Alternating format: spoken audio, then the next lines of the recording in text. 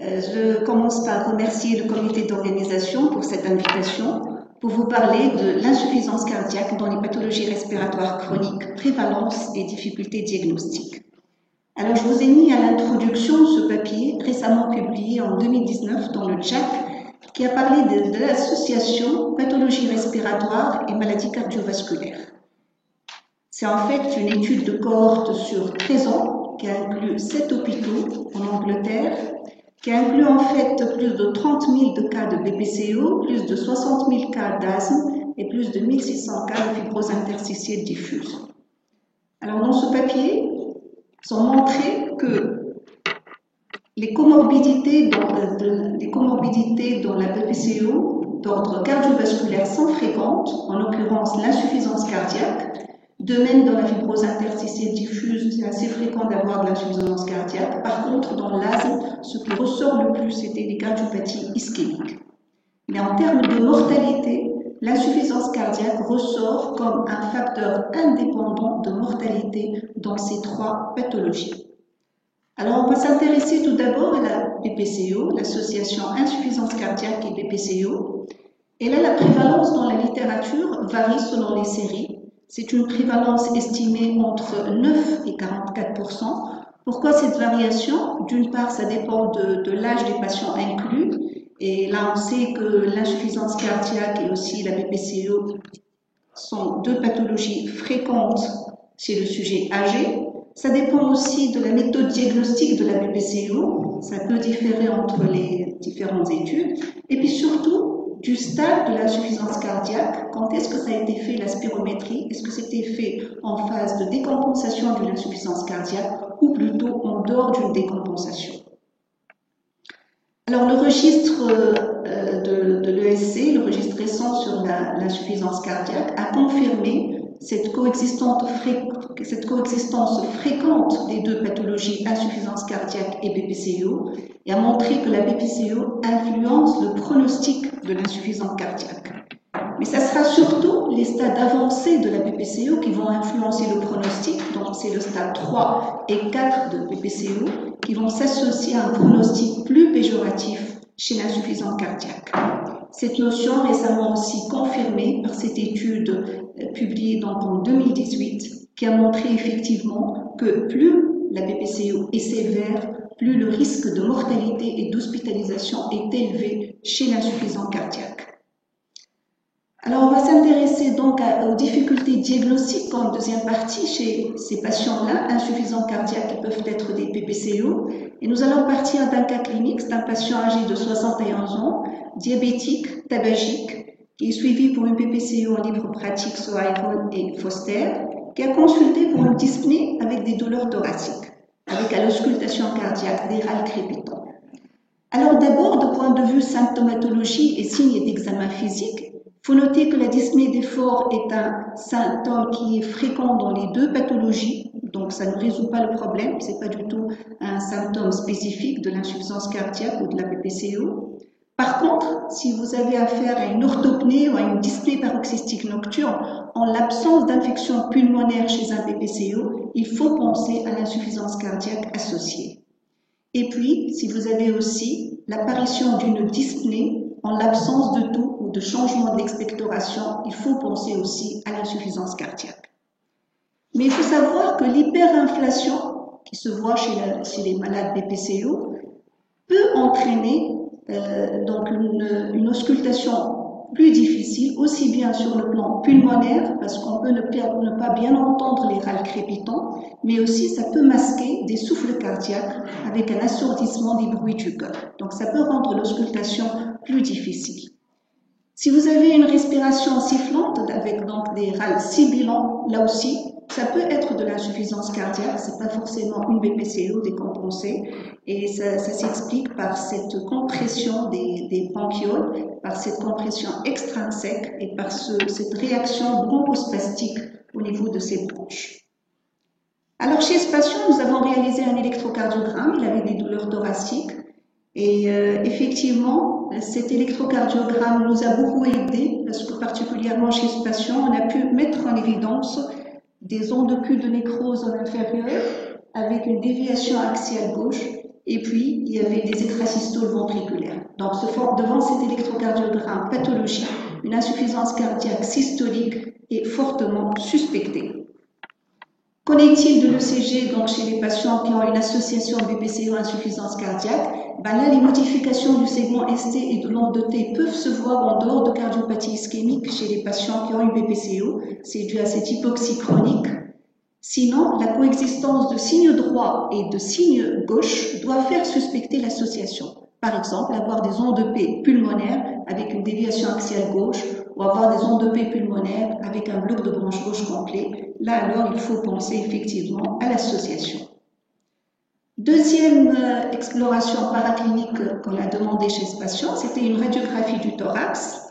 Et là, chez ce patient, il y avait cette hyperinflation, cette distension thoracique avec aplatissement des coupoles diaphragmatiques. Par contre, le volume du cœur, ce n'était pas une cardiomégalie franche. Et là, on le dit, parfois le cœur n'est pas toujours entre de bonnes mains. Donc, on peut avoir une compression du cœur due à cette hyperinflation.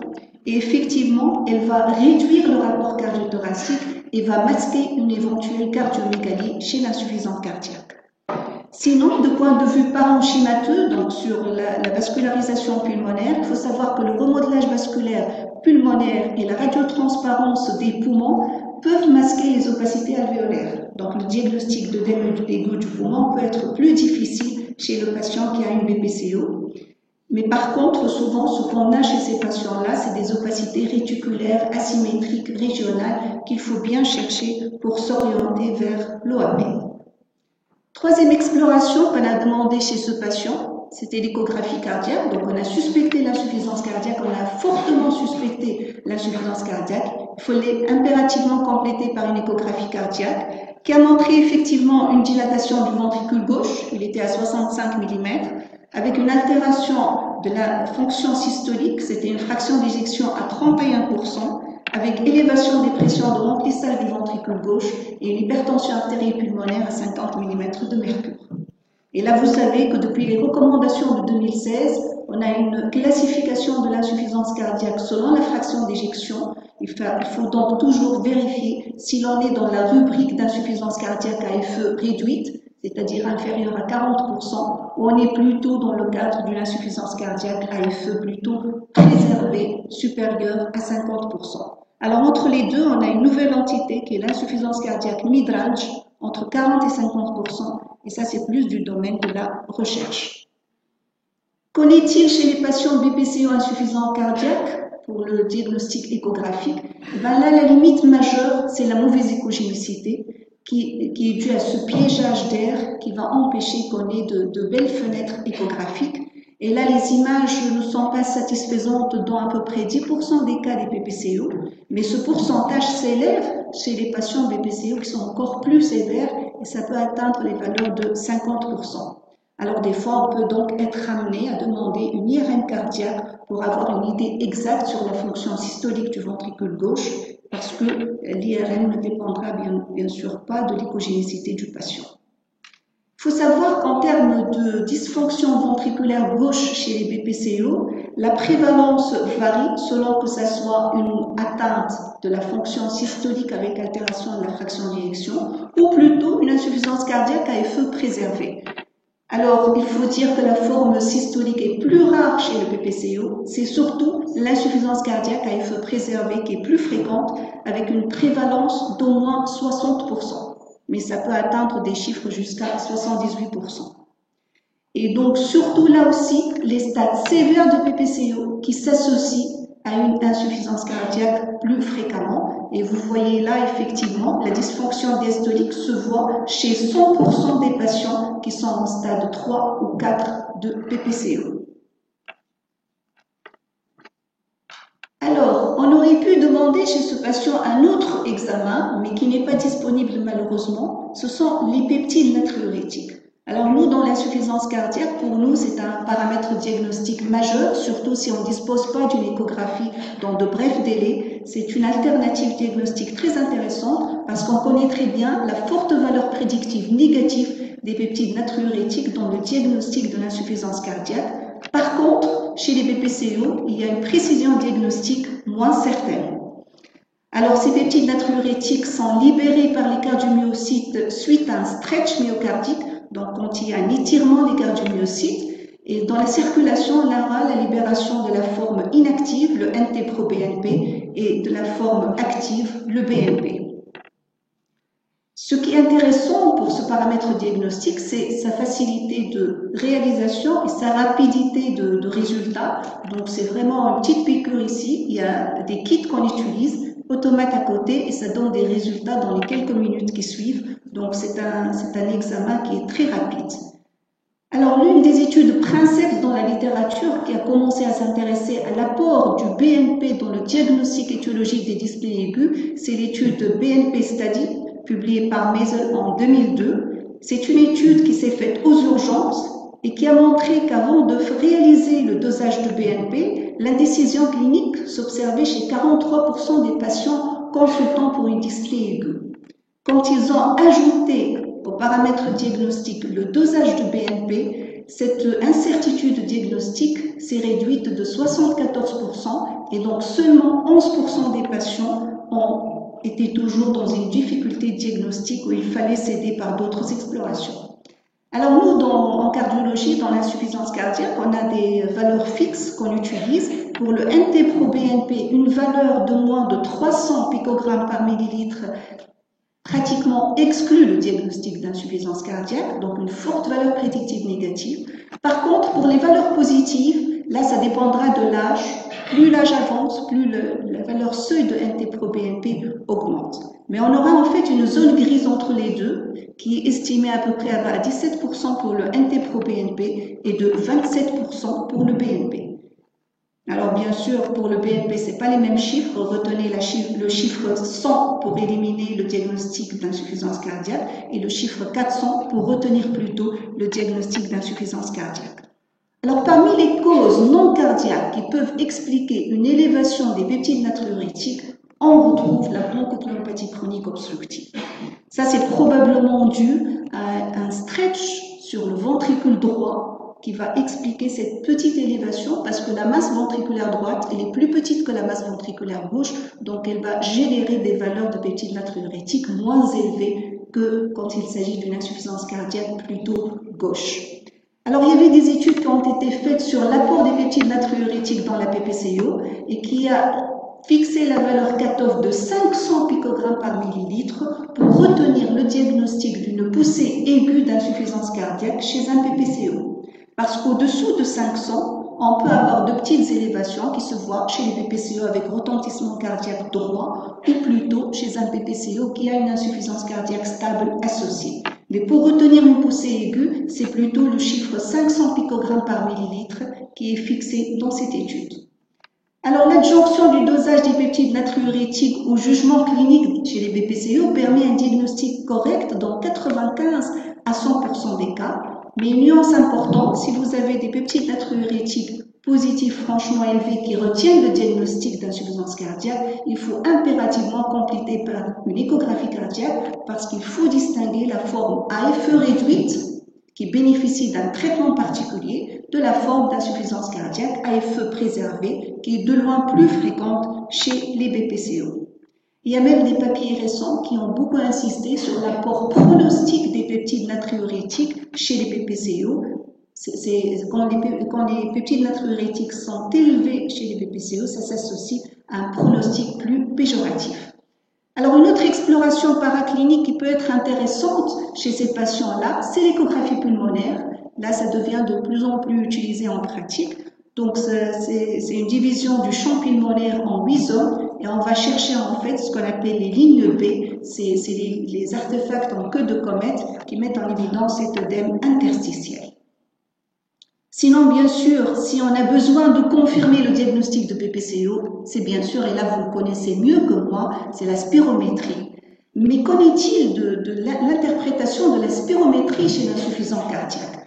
Alors, un insuffisant cardiaque peut avoir sur sa spirométrie un trouble restrictif. Et ça s'explique par la dilatation cavitaire, la congestion pulmonaire, l'épanchement pleural et même des fois, chez des patients qui font des OAP à répétition, on peut assister à une fibrose interstitielle, donc ça peut donner ce trouble restrictif.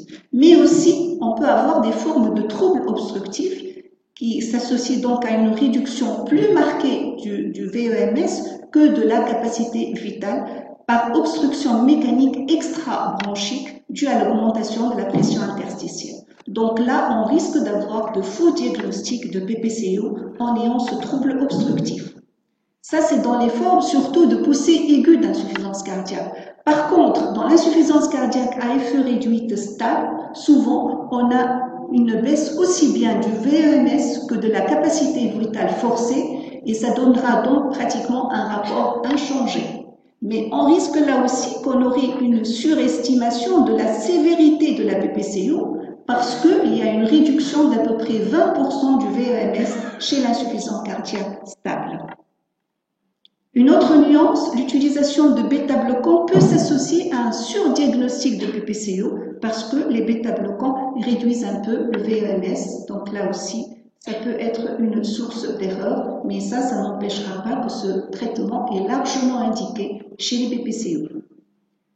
Alors, un message important à connaître qui ressort de ce papier-là, c'est que l'obstruction bronchique chez l'insuffisance cardiaque est un phénomène dynamique. Ça, c'est une notion très importante et cette étude a montré effectivement que la prévalence de la BPCO appréciée par les tests pulmonaires change entre les 3 à 5 premiers jours de la décompensation aiguë avec une prévalence de 19% et ce chiffre passe à 9% seulement quand on fait notre exploration respiratoire 6 mois après l'épisode aigu.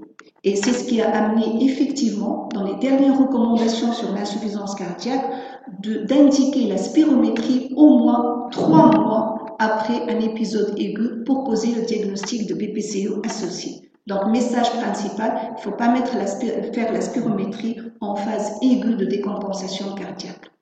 Il y a aussi une autre alternative intéressante, et là aussi vous le connaissez mieux que moi, il faut chercher les paramètres d'hyperinflation pour confirmer la BPCO. C'est surtout ce rapport volume résiduel sur capacité pulmonaire totale qui sera augmenté chez les BPCO et c'est un indicateur valide de la BPCO même chez les patients qui sont en décompensation cardiaque. Alors après cet aperçu sur la BPCO en association avec l'insuffisance cardiaque, je vous dirai aussi un mot sur l'association insuffisance cardiaque et syndrome d'apnée de sommeil. Vous savez que c'est une pathologie fréquente, le SAS, et souvent il est sous-diagnostiqué. Qu'en est-il des types d'apnée qu'on peut avoir chez l'insuffisance cardiaque? On peut avoir des troubles obstructifs, apnée obstructive, mais la forme la plus fréquente, c'est le SAS central. On peut avoir même des formes de respiration de Cheyne-Stokes qui s'associent à un pronostic plus péjoratif. Alors, ce papier intéressant a essayé de déterminer, selon les différents stades d'insuffisance cardiaque, en passant de la dysfonction asymptomatique jusqu'à les poussées aiguës d'insuffisance cardiaque, ils ont essayé d'évaluer la prévalence des différentes formes de syndrome d'apnée de sommeil. Et chose importante, vous voyez ici que le syndrome d'apnée de sommeil a une prévalence de 78% chez les patients qui ont une insuffisance cardiaque aiguë. Donc c'est une forte prévalence. Ce registre allemand a confirmé aussi la fréquence du syndrome d'apnée de sommeil modéré à sévère avec une prévalence de 46%.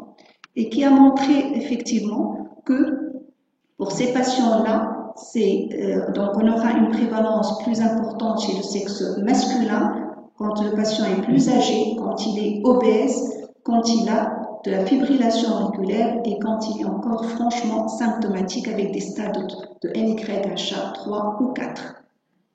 Et donc, le sexe masculin, l'âge avancé, l'obésité et la sévérité des symptômes, ce sont des éléments cliniques prédictifs de la présence d'un SAS chez un insuffisant cardiaque. Donc, ces paramètres cliniques doivent pousser à chercher un SAS chez un insuffisant cardiaque. D'autant plus donc là que les signes cliniques évocateurs du SAS ne sont pas spécifiques, que la symptomatologie dans les SAS centraux c'est encore plus pauvre, donc c'est pas facile le diagnostic. Bien sûr, l'examen de dépistage c'est surtout l'oxymétrie nocturne, mais ça sera la polysomnographie qui va confirmer le SAS et surtout apprécier son type et sa sévérité. Donc en conclusion, l'insuffisance cardiaque et les pathologies respiratoires, en l'occurrence BPCO et syndrome d'apnée de sommeil, sont des comorbidités fréquentes. Les difficultés diagnostiques sont à connaître et à maîtriser pour éviter des diagnostics tardifs, parce qu'effectivement, si on fait un diagnostic tardif, on ne fera que alourdir le pronostic de ces patients. Je vous remercie.